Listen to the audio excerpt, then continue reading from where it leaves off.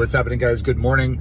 The reason why we often start with the body transformation first is because of the visual effect.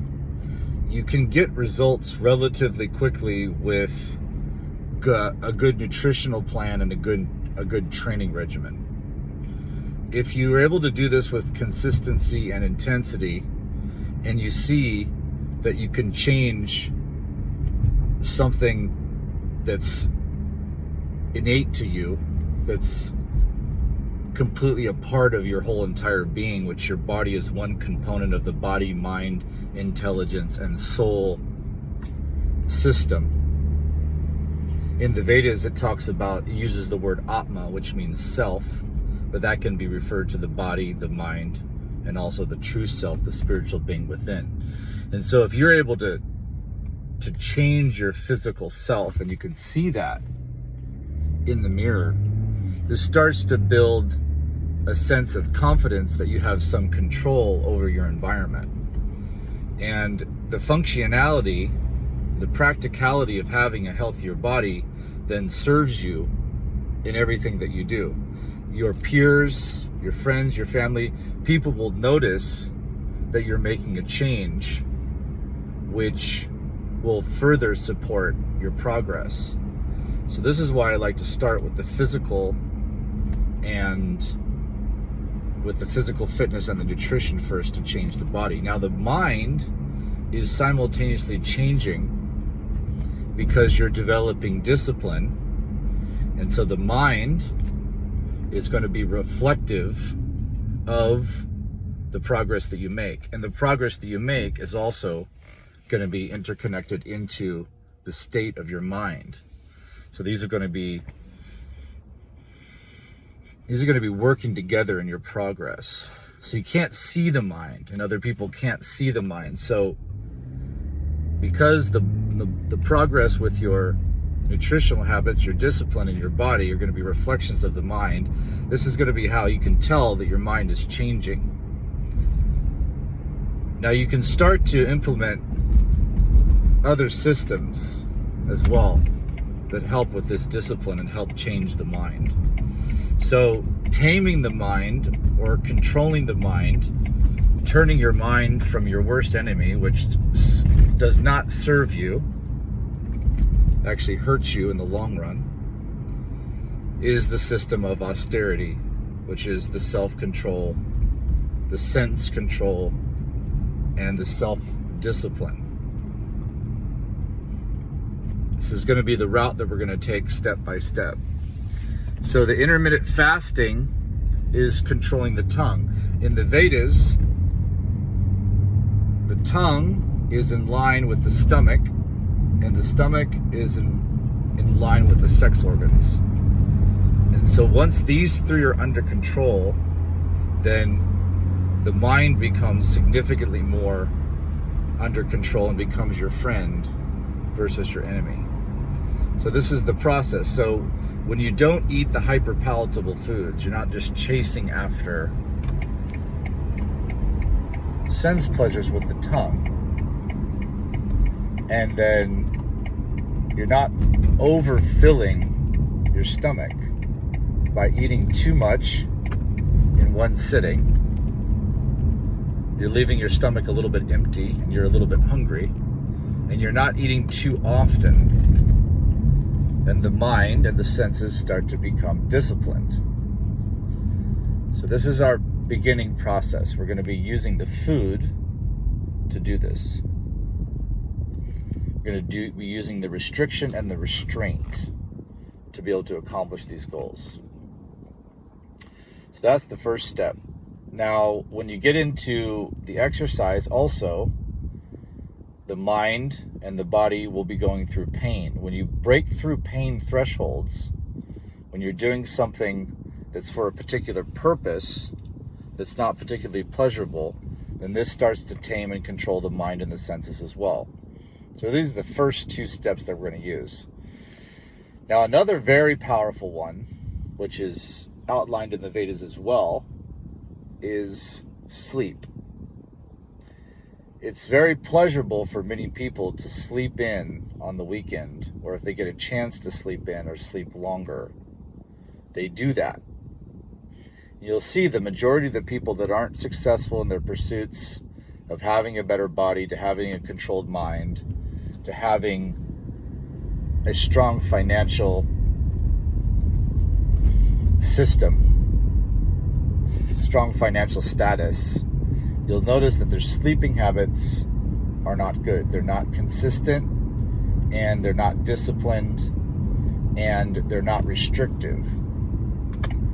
So just like the intermittent fasting, if you're sleeping too much or you're not sleeping deeply, then we'll start to adjust this as well. We're going to want to get down to, definitely want to get down below 8 hours in many cases. And in some cases, depending on your tolerance and how much physical activity you have, we can get down even below 7 hours. There's a lot of modern scientists that wouldn't support this type of austerity of lessening your sleep. But in the Vedas, it talks about when your nutrition and your exercise and your health through basic things like sunshine, fresh air,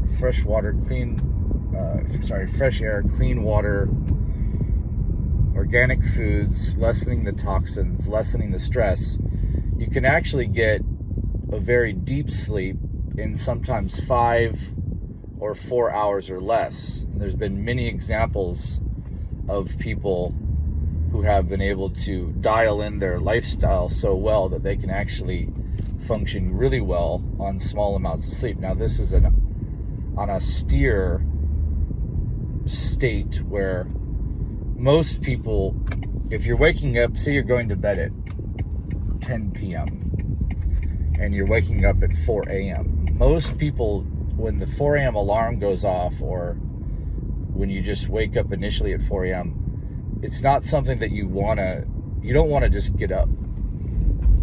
You're in this just deep state of sleep, and it's painful to get up, and it's a lot of pleasure to stay in bed. So you're breaking this cycle. So you're sacrificing, again, pleasure for a greater purpose. And what is it? Well, first of all, you're disciplining your mind to be able to do something that's difficult. That's serving you. Also, you have more hours in the day to take care of the things that you need to do. There's also special things that we can go in another video about early morning. Most people are asleep. The atmosphere is calm. This is a good time for meditation, for introspection, for reflection, for journaling, getting out and just taking a peaceful walk before your day. There's a lot of benefits to waking up early. When everyone's out and about and the energy's high, then it's not the ideal time to do these things. So that's going to be the third one. So we're going to utilize the nutrition as leverage, the exercise as leverage, and the sleep as leverage. Now, another one that we've talked about before, which is maybe the most difficult one for most people. Not sure exactly what the scale is of difficulty, but just from my observation, is your association. You need to curate your association. You need to build and develop an association that serves your needs. So if you're in medical school, everyone else is in medical school, everyone's studying to be a doctor, the atmosphere is very conducive. Everyone has the same goal.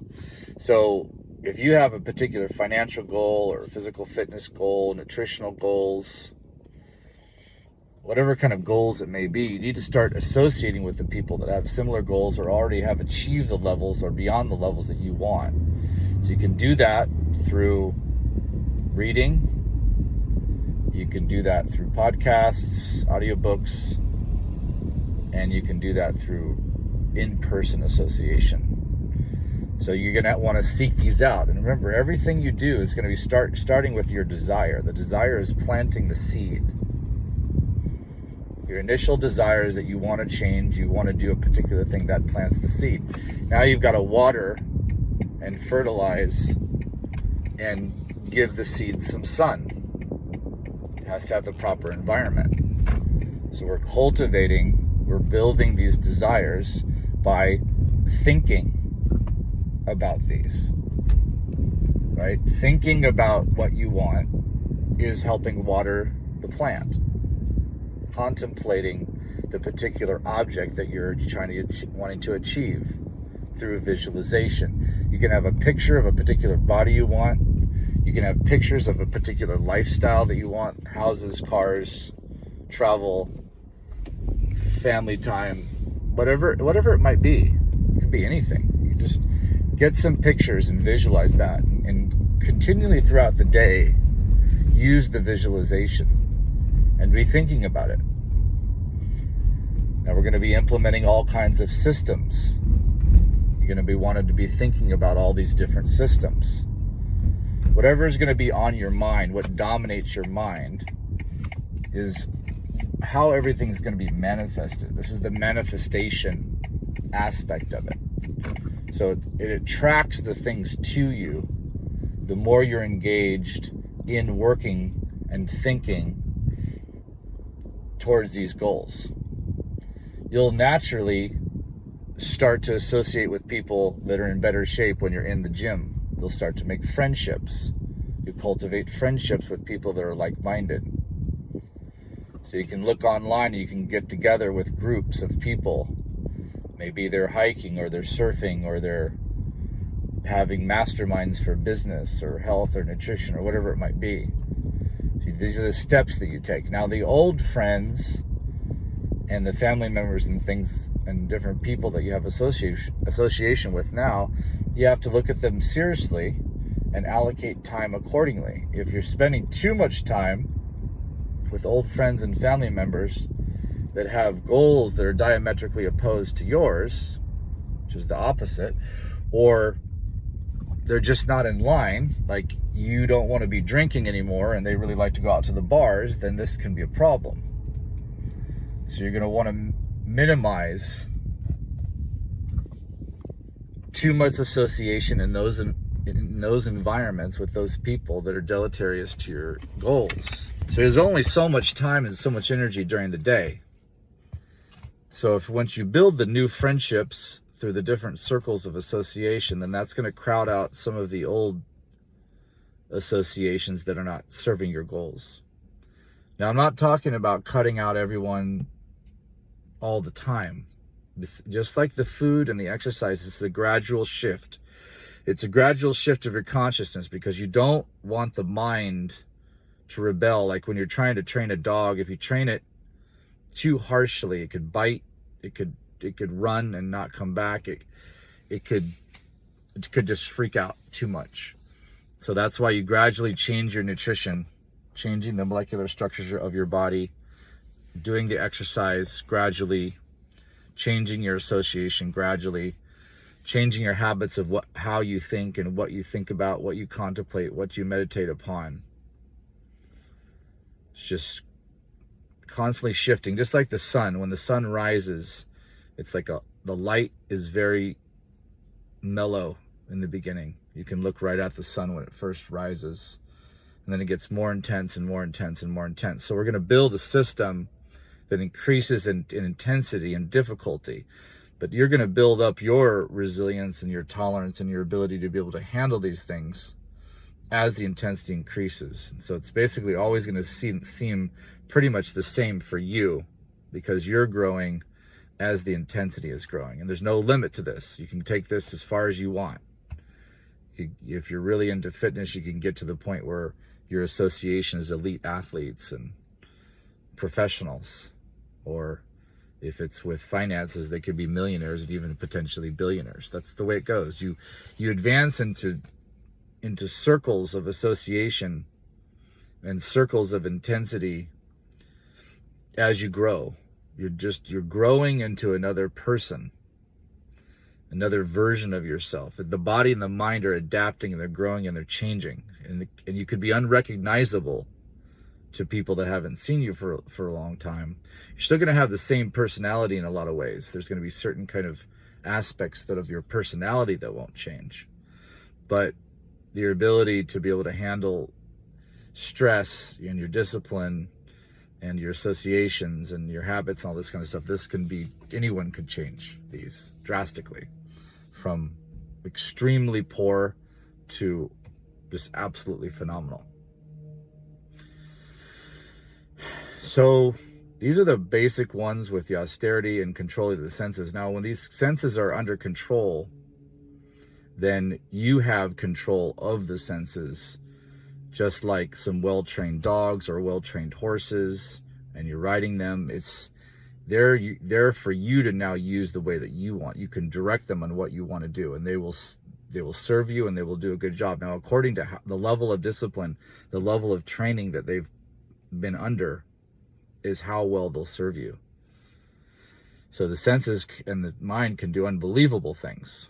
You've seen human beings do so many incredible things, and that's what's possible.